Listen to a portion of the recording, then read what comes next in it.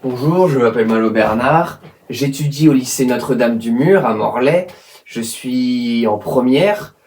Je me suis intéressé lors de ma lecture du journal local, euh, en lisant cet article, qui m'a interpellé sur le financement du nouveau porte-avions français. Le mercredi 18 mars 2026, notre président Emmanuel Macron nous annonce lors de son discours à Nantes le lancement du nouveau porte-avions français. Pour rester libre, il nous faut être craint. Pour être craint, il nous faut être puissant. Cette augmentation de notre arsenal en témoigne. Nous dit-il, comment un pays inondé de dettes fait-il pour se payer le plus grand navire européen? Des questions légitimes se posent à nous. Combien va-t-il nous coûter? Quels sont les financements possibles pour la construction du porte-avions? Va-t-il rapporter de l'argent à la France? L'estimation actuelle de son prix est évaluée à 12 milliards d'euros. Cette somme paraît gigantesque au vu de nos finances, sachant que cette dette publique française s'établit à 3 482,2 milliards d'euros, d'après l'INSEE. Comment s'y prendre?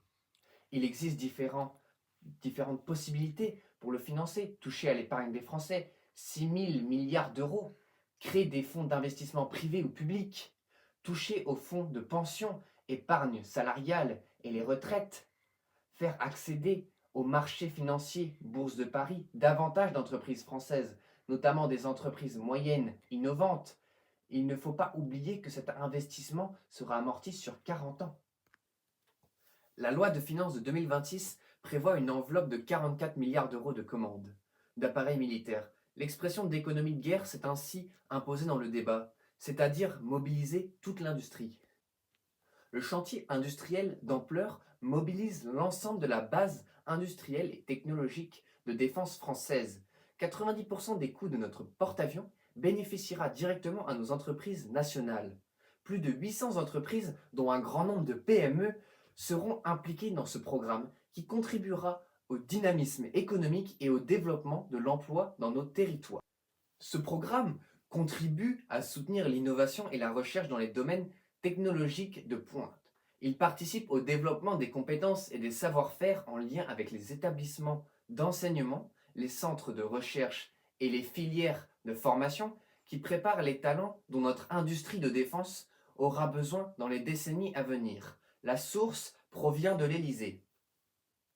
La somme paraît colossale. Néanmoins, la construction du porte-avions valorise nos entreprises françaises. Prenons l'exemple de Naval Group, qui prévoit d'embaucher 4500 nouveaux collaborateurs pour préparer les projets de demain. Pour une meilleure compréhension de mon reportage, voici quelques définitions. La loi de finances détermine et autorise chaque année les recettes et les dépenses françaises. Fonds de pension, appellation générale qui désigne les organismes gérant collectivement les retraites et l'épargne salariale. Bourse, institution privée ou publique où s'échangent des produits financiers. Je vous remercie pour votre écoute.